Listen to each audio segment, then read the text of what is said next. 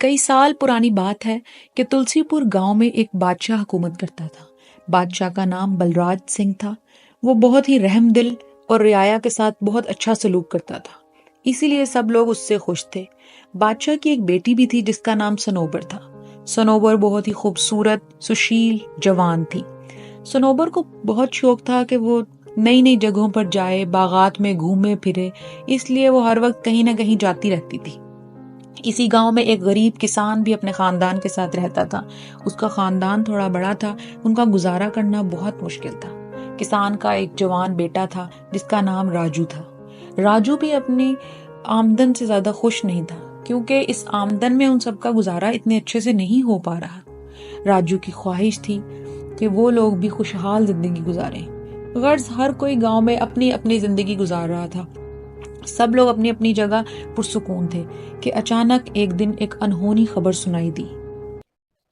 कुछ लोगों का कहना था कि गांव से थोड़ा सा दूर एक गार है जहां जो कोई भी जाता है वो कभी वापस नहीं आता। सब लोग बहुत हैरान हुए। बात उड़ते उड़ते बादशाह के महल तक जा पहुंची। बादशाह बहुत हैरान हुआ, लेकिन बादशाह को इस बात की तशवीश हुई कि आखिर उस गार में ऐसा क्या है। बहरहाल बादशाह ने पूरे गांव में ऐलान करवा दिया कि कोई भी उस गार के करीब मत जाए और ना ही किसी को वहां जाने दे। काफी दिन गुजर गए। एक दिन यूं ही बादशाह की बेटी सनोबर अपने शौक के पेशे नजर घूमती फिरती दूर जा निकली। वो महल से काफी दूर पहुंच चुकी थी। वो नहीं जानती थी उस गार के बारे में, लेकिन वो उस रास्ते पर ही चल पड़ी। वो गार के सामने पहुंची तो उसे तशवीश हुई कि आखिर इस गार में ऐसा क्या है। वो उस गार के अंदर दाखिल हो गई और फिर वही हुआ जो पहले लोगों के साथ हुआ था। वो बाहर ना आ सकी। बात बादशाह तक पहुंची। बादशाह ने अपनी बेटी को जगह जगह ढूंढा। पूरे तुलसीपुर में ऐलान करवा दिया गया। सब ने जगह जगह पर देखा, लेकिन सनोबर का कुछ अता पता नहीं था। बादशाह बहुत परेशान हुआ। आखिर बादशाह ने ऐलान किया कि जो कोई भी बहादुर उस गार में जाएगा और मेरी बेटी सनोबर को वापस सही सलामत लेकर आएगा, उसे मैं मुंह मांगा इनाम दूंगा। ये बात किसान और उसके बेटे राजू तक भी पहुंची। राजू ने अपने वालिद से कहा कि मैं जरूर जाऊंगा और शहजादी और बाकी सब लोगों को रिहा करवा कर लाऊंगा। किसान ने उसे सख्ती से मना किया। किसान ने कहा कि तुम मेरे बेटे हो, मैं तुम्हें हरगिज भी खोना नहीं चाहता, तो इसलिए तुम नहीं जाओगे। लेकिन राजू, जो कि चाहता था कि हमारे हालात भी बेहतर हो जाएं, उसके पेशे नजर उसने फैसला किया कि वो गार में जरूर जाएगा। आखिर एक दिन छुपता छुपाता वो गार की तरफ निकल पड़ा। गार के करीब पहुंचते ही उसने गार की तरफ देखा और फिर उसके अंदर दाखिल हो गया। जैसे ही वो अंदर दाखिल हुआ तो गार बंद हो गया। अंदर जाते ही उसने अजीबोगरीब मंजर देखा कि वहां एक बूढ़ी चुड़ैल थी और गार सूना था, बिल्कुल वीरान था। अंदर कोई भी मौजूद नहीं था।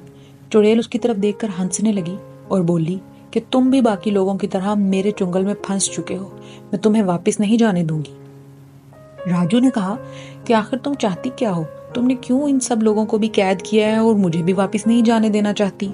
तो चुड़ैल ने कहा कि अगर तुम वापस जाना चाहते हो और इन सब को भी ले जाना चाहते हो तो मेरी 3 पहेलियां हैं जो तुम्हें बूझनी होंगी।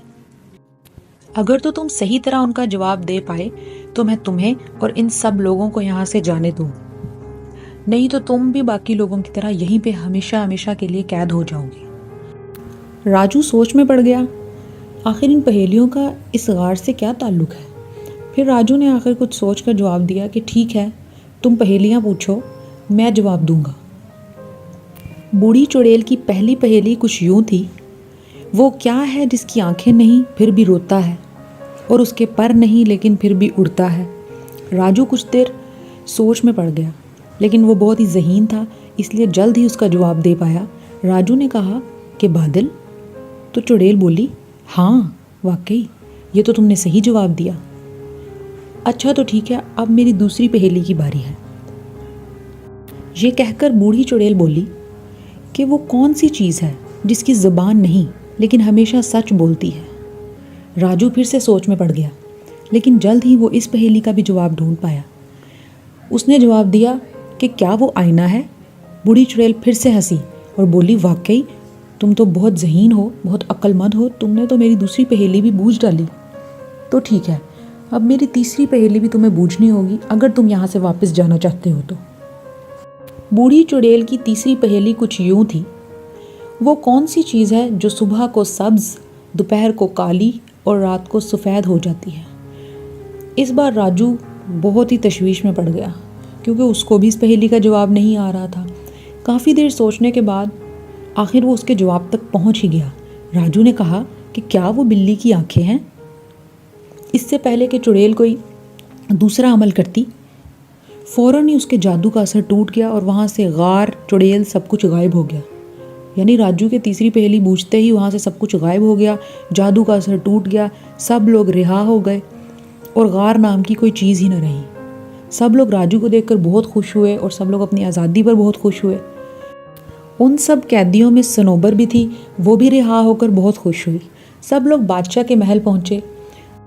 महल पहुंचकर राजू ने बादशाह को सारा किस्सा बताया और बताया किस तरह उसने पहेलियाँ बूझी और उसके बाद जादू का असर टूट गया। बादशाह बहुत खुश हुआ। सब लोगों ने राजू को बहुत दाद दी कि तुम्हारी इस जहानत की वजह से आज ये सब लोग वापस आ गए और बादशाह अपनी बेटी को वापस पाकर बहुत ही ज़्यादा खुश था। बादशाह ने सोचा कि राजू से ज़्यादा उसकी बेटी की हिफाजत कोई नहीं कर सकता, इसलिए बादशाह ने खुशी खुशी राजू के साथ अपनी बेटी की शादी कर दी। इस तरह वो सब लोग भी खुशहाल हो गए और सारा गांव फिर से हंसी खुशी ज़िंदगी गुजारने लगा।